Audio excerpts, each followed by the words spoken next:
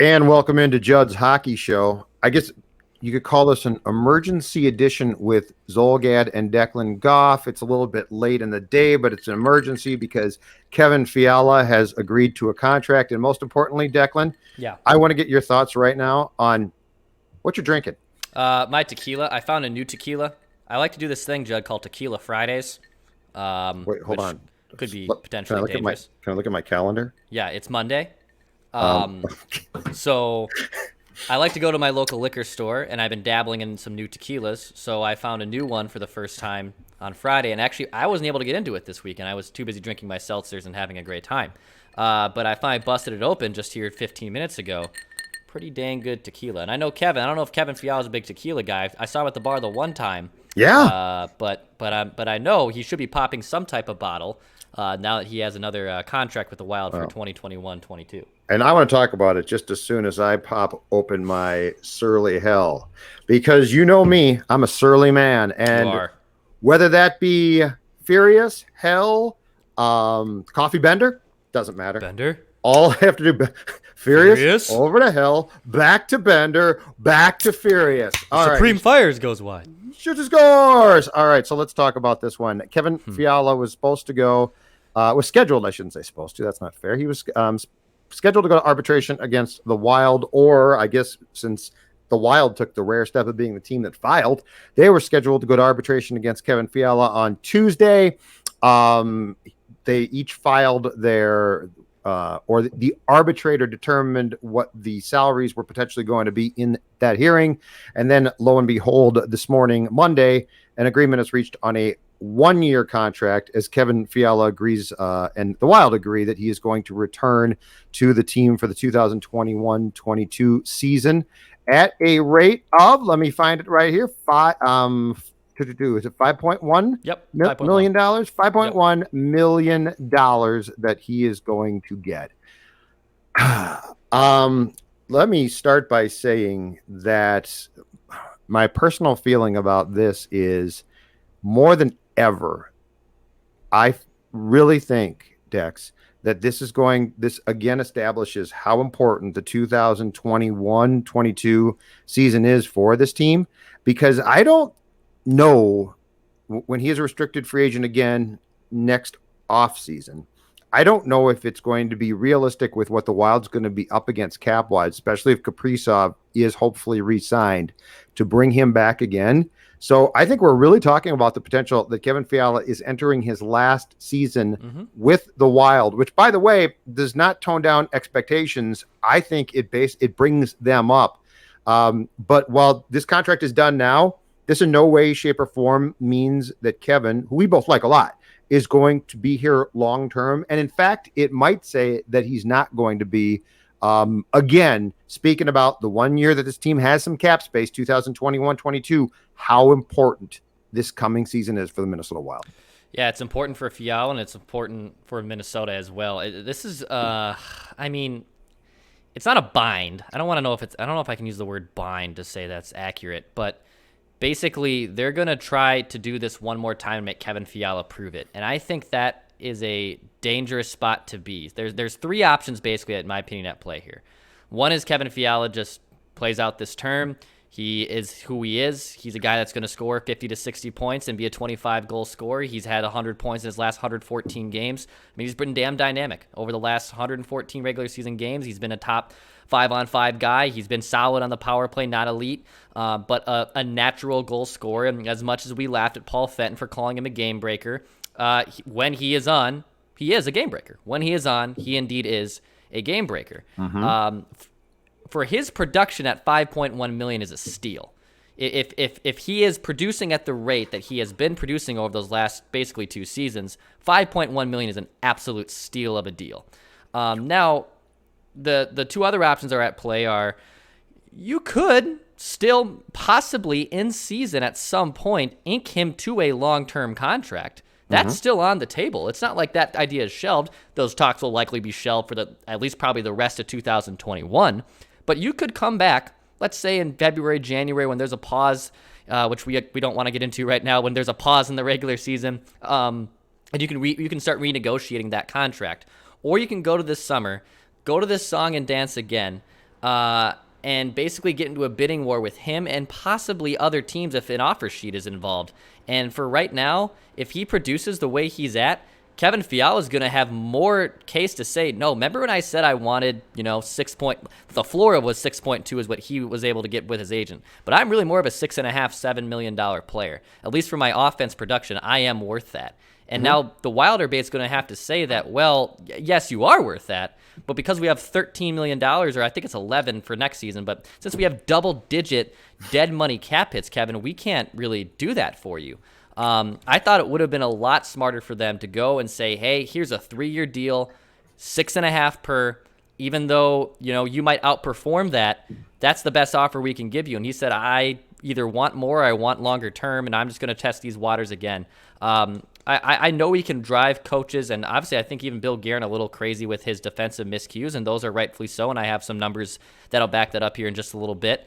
But I think this is a dangerous spot, and it's basically an all-in gamble to say, hey, go and do this one more time. And to be honest, we've seen this guy play with his head on fire and play pissed off before. And I'm not going to say he's going to come in and have for 82 games have this chip on his shoulder to prove that I was right and I deserve to be paid, because he's going to have off nights because that's who he is. He's a streaky player. But I do think this is a very potentially dangerous gamble by Bill Guerin for trying to ink up and try to lock up Kevin Fiala long term. Yeah, and I think it's being done. So I think they know what they're doing here. And the thing is, the question becomes, can they keep him? I think this partially is very dependent on the fact that Kaprizov is not signed yet, and the Wild doesn't know yet, or at least they don't think they know exactly what his contract is going to be, because obviously if that doesn't get done, it's going to create more potential space for Fiala to stay here long term. If it does get done, it does not. And keep in mind, too, they also signed Joel Eriksson to a maximum 8-year term worth $5.25 million annually. And then starting in 2022-23, your cap room is going to start to disappear very quickly because of the buyouts of Parise and Suter. And so I wonder if Fiala got caught in that mix. I'm a little bit surprised that he actually settled for this deal and didn't go to the hearing, because I think he might have won, asking for 6.25 million, I believe. I think there's a chance that he could have won there. He settled for this, and I think this also has a lot to do with the uncertainty that surrounds this team, not for the coming season, but the seasons after that. And it's going to be very difficult, damn near impossible, to retain everybody that you want to retain. And so short term, this Fiala contract's a bargain. And if you're Guerin in that sense, you're very pleased. Long term, I think it's a nod to, you don't know exactly what you're going to have to do. But at some point in time, drastic moves are going to have to be made. And that could be trading Kaprizov in a couple of years. That could be trading Fiala after next year. We don't know. But I'm a little bit surprised the Fiala camp took this contract, because it's not a great one. And if I'm the Wild in the short term, I'm very happy that they did. And, Dex, I think after the coming season, the future for this team, I'm not saying it's hopeless, but I think that there's a lot of just uncertainty about where you're going to land based on contracts. And I'll get back to the point that, I like it or not, I think you have to go into the deep end of the pool for 2021-22. I really do. I mean, this is why, in my perfect world, you make the trade for Thomas Hertl of the Sharks. I don't think Eichel is going. That whole thing's so weird, and I don't know. Yeah. And I don't know when he can play, and if he's going to have the surgery, or if he's not. So I really do think on Jack Eichel of the Sabres, the ship has sailed. But Thomas Hertl is a good player, and he's a really good player. And he's the type of guy who, if you got him for 1 year, and now you've got Kaprizov, you've got Fiala, you've got Hertl, you've got some depth. I'm not saying it's great, but it's not bad. I mean, you've got a nice team. If you put that one piece there, a center, so your depth chart goes, let's say, Hertl, Eriksson, Rossi potentially, and let's just say, third line, he's good. He does not have to be great then. If you plug him in at the one, I think that you're probably asking too much. If you plug him in third line center on the depth chart, I think it might be fair. I think that gives you a fighting chance to have a pretty damn good team. And then the problem is after that, you probably have to take a step back and say, like, okay, time to reassess. Yeah, the issue with trying to get Hertl, who, me and you have kicked around before, even just a few months ago before the reckless speculation fires were putting out there for centers that weren't named Jack Eichel. The problem with Hertl is Hertl's a UFA after this year, so whoever's acquiring him is basically going to have to start those contract talks immediately, because if Hertl gets the UFA status, I mean, teams are going to be coming after him, and rightfully so. He's a damn good center. He's 27, so he's still got another time. He has time to cash in, but you'd have to start that right away. And if I'm the Wild, I mean, I love the idea of Hertl, Kaprizov, Fiala, potentially with, Boldy and Rossi supplementing. Joel Eriksson-Ek's a nice player. Foligno and Greenway are nice players. You might actually have a really solid fourth line in Ryan Hartman, Nick Bjugstad, and pick your guy. But that's basically an all-in move, and I would love for that to happen. But it's going to be tough here with how they want to basically get all those contracts under the books. If they get Thomas Hertl, and let's just play it out, I don't see a situation where Hertl and Fiala get new contracts. One of them gets a new contract with the Wild, and the Wild I think you know it, I know it, our listeners and commenters know it. I'm the biggest Kevin Fiala fan there is, but if I have to pick between Thomas Hertl and Kevin Fiala long term, and even though Hertl hasn't played a game with the Wild ever and possibly never will, I would rather lock up Thomas Hertl than I would Kevin Fiala. Okay, because he's a center and he solves those needs, and it's easier in my opinion to find the flanks than it is to find the guy down the middle. And now you can trade him.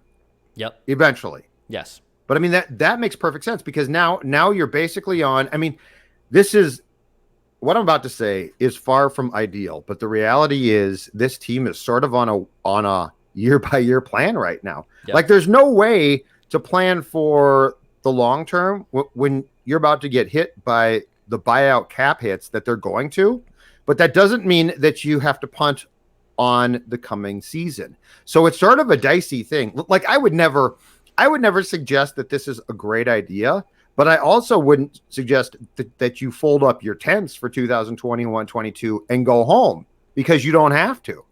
But I like what you're saying, which is, okay, for this season, you have Kaprizov, Hertl, potentially, Fiala, and now you've got a nice core for a season, and then you are going to be forced to say it either worked or it didn't, but changes have to be made. I just don't want to see the Wild, because of the circumstance they're about to be in for the 2 years after 2021-22. I don't want to see them just be like, well, we're trying to build something, because I mean, we're going to go from a very different financial dynamic this year than compared to the next two, where it's going to be difficult. It's going to be painful at times. The best case, and this is best case, and I think there's a fraction of Wild fans who believe this will hit, and it's dangerous to assume this. I think there's the best case scenario is if Rossi and Boldy immediately hit their ceilings, and they're phenomenal and they're cost effective, and then you have two players right there to supplement that, and that's great. Here's the issue: unless you're Nathan McKinnon, and I like Boldy and I like Rossi. They're not going to step in and be basically 60-point, 30-goal scorers. Correct. Look at Granlund. Look at Nino. Look at Zucker. Look at Coyle. This was almost, you could make a case, this was the exact same plan that it was 8 years ago when Parise and Suter got here, and you still had some cap issues, and you said, well, we're going to have to rely on the supplemental talent. Those guys are going to have to rise up. And the issue was, all of those guys at some point rose up, but none of them rose up collectively together. None of them hit their ceilings together. By the time everyone was hitting their ceilings, one was on the move, or one was on the decline, or one was underperforming. It put the Wild in a tough spot. And yes, they made playoff runs. Yes, there was a couple cool moments. But in general, you can look back on at least that era of Wild hockey, the second half, and say it was a disappointment. And it's almost, and it's okay, but it's the same plan that it was 8 years ago. And it's dangerous to assume that Rossi and Boldy can just be the 100th percentile, let's not even call it 100th, the 80th percentile of who they are in year one. I think that is actually a more dangerous assumption than assuming that the Wild are going to be great for 3 to 5 years because those guys are going to be here for 3 to 5 years. It's the Wild. The Wild need Boldy and Rossi to be that immediately, and I think that's just a very tall ask and something that is not really realistic. But if you went and got, so if you made a significant trade, and let's say that you gave up, and I don't know what the price would be, but it would be steep. If you got Hurdle and didn't trade Rossi, okay? Okay. Because here's where I agree with you, and I don't like the idea of Rossi being anywhere near going into training camp as we hope he can win a top 6 job.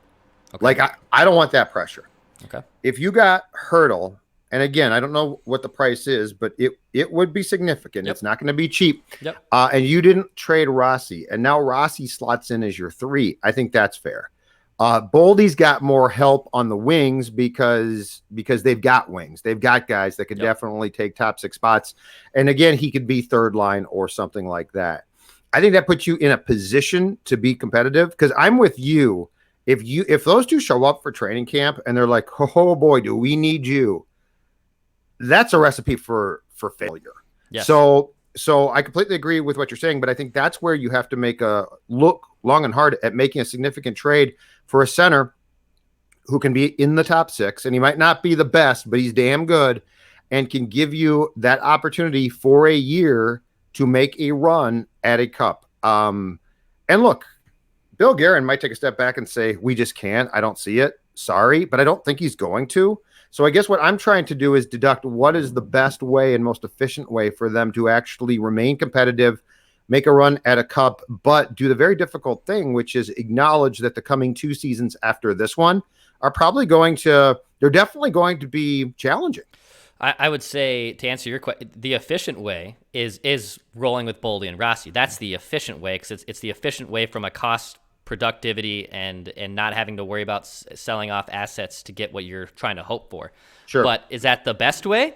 I don't think so. With how the Wild are constructed, with the buyouts that are lingering, that is not the best way, in my opinion.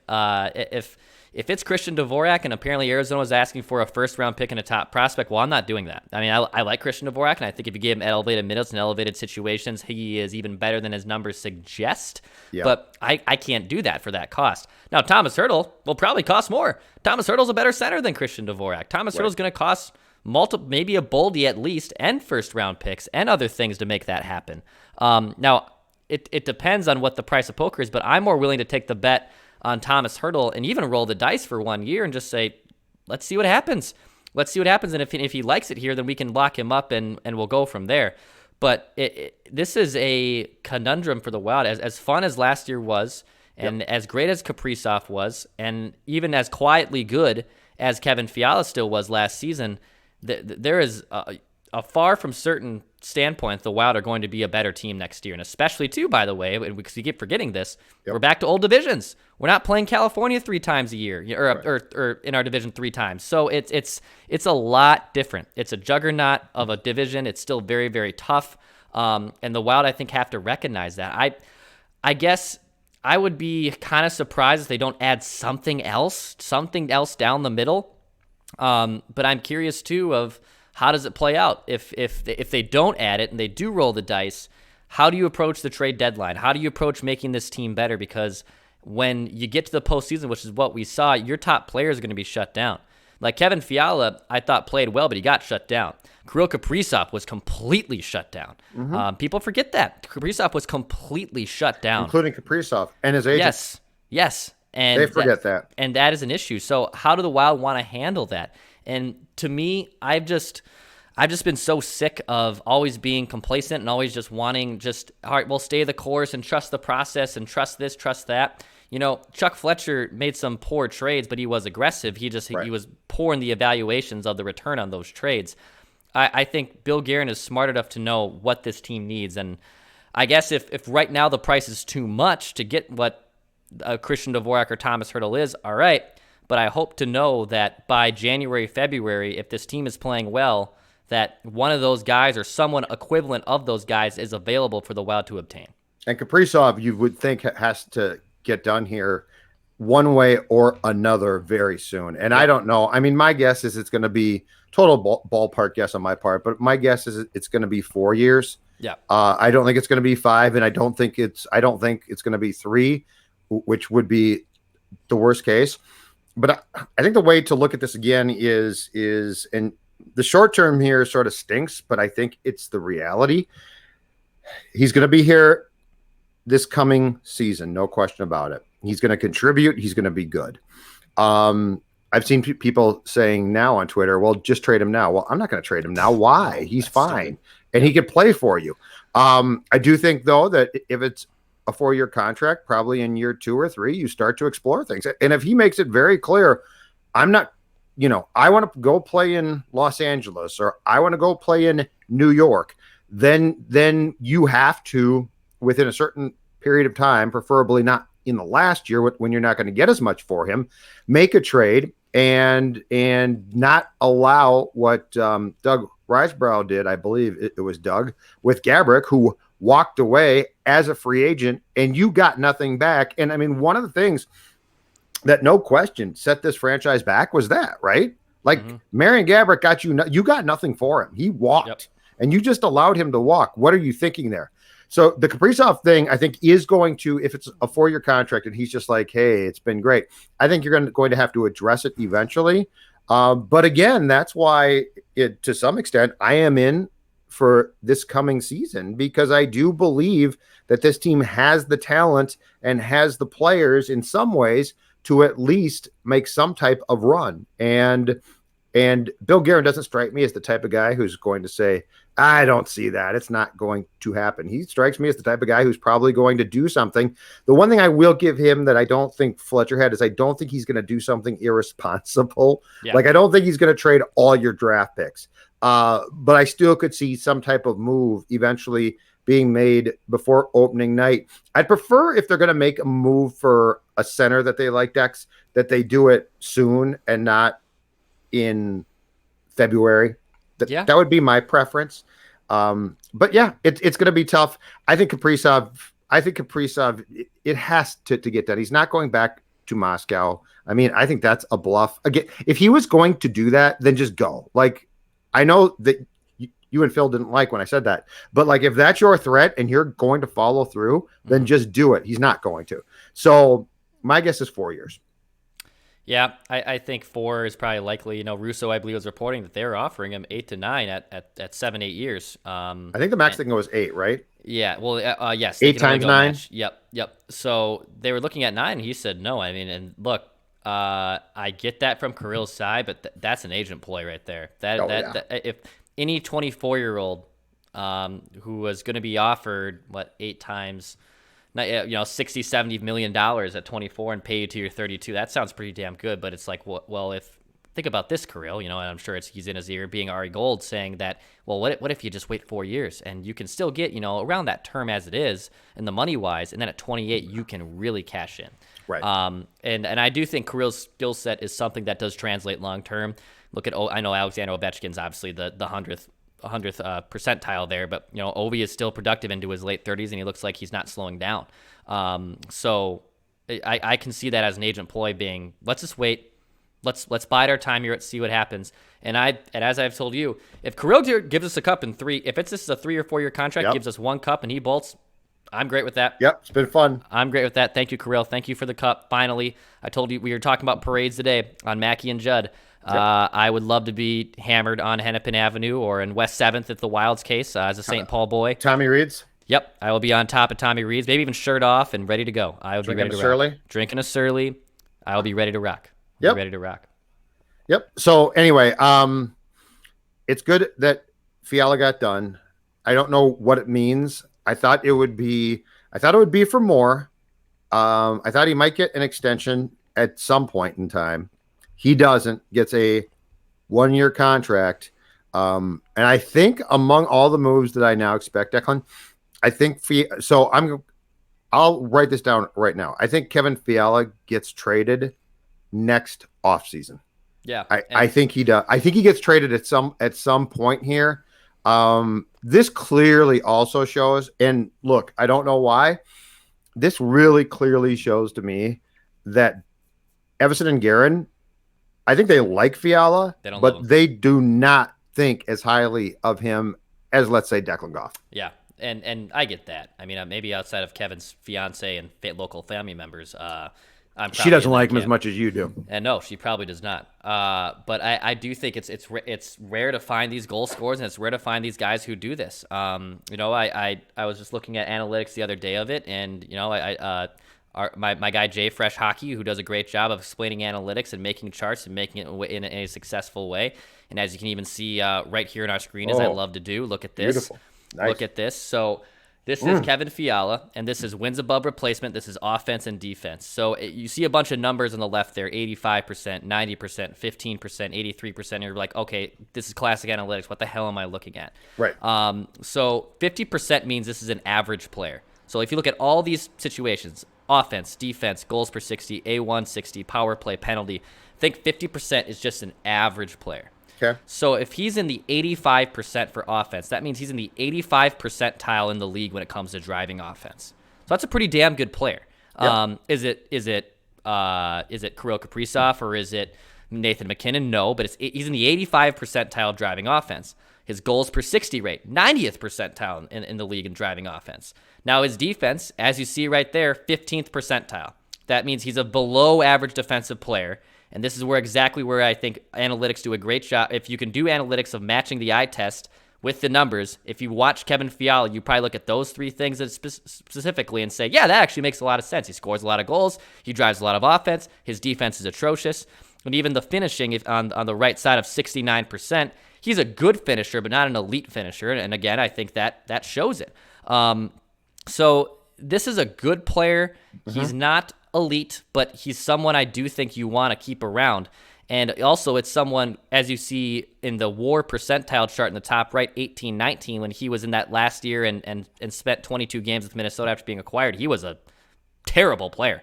But you knew that there was something still in there from his time in Nashville pre-leg injury in the postseason that suggested that he could still get back to the player he was. And it's clear that he's back to the player that he was and who he was being a first-round pick with the Predators. So this is a good player, and I do think it's potentially dangerous to assume that you're going to roll the dice one more time, because if he plays at this goal rate and this offensive rate, hell, right. let's say even he figured out his defense and he's a league average defender, well, oh boy, you're not going to be able to afford this guy long term. So this is a good player, but I hope the Wild are smart with how they evaluate him. His ability to score goals is very hard to find. Yep. It's flat. I mean, that is, look at how many guys in the 20-year history of this franchise have been able to score. Just, forget the Kaprizov because he's a superstar, but just in the history of the Wild franchise, how many guys have been able to put the puck in the net like Kevin can? Not many. No. It's a difficult attribute to find, and the defensive stats are intriguing and interesting and a bit disturbing at times. Yep. But the trade-off there is, okay, can that really good defensive winger put the puck in the net? And the answer is yes. Often no. And he brings look, I mean, if Kevin Fiala played in 1986, he'd be a nice player, but there were, lots of guys. Edmonton had like 8 guys like him. Yep. Now they're hard to find. And that's where it gets to be a little bit dicey about assuming, Boldy will pick up the slack. Will he?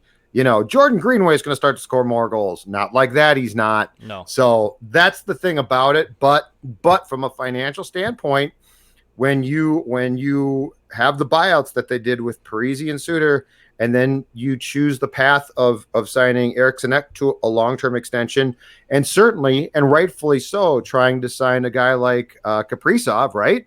And then you've got Dumba signed to a fairly big contract, Spurgeon, Brodin, that whole core group of defensemen, something has to give. And my sense is it's Fiala. And so I'm curious to see. And I do think that you bring up a really good point, which is they might be trying to leverage his situation against if they can get a center. And if they can, I don't think it's going to be tough. I think he's gone. Yeah. And who knows? He could be, hell, he could be traded to the Sharks.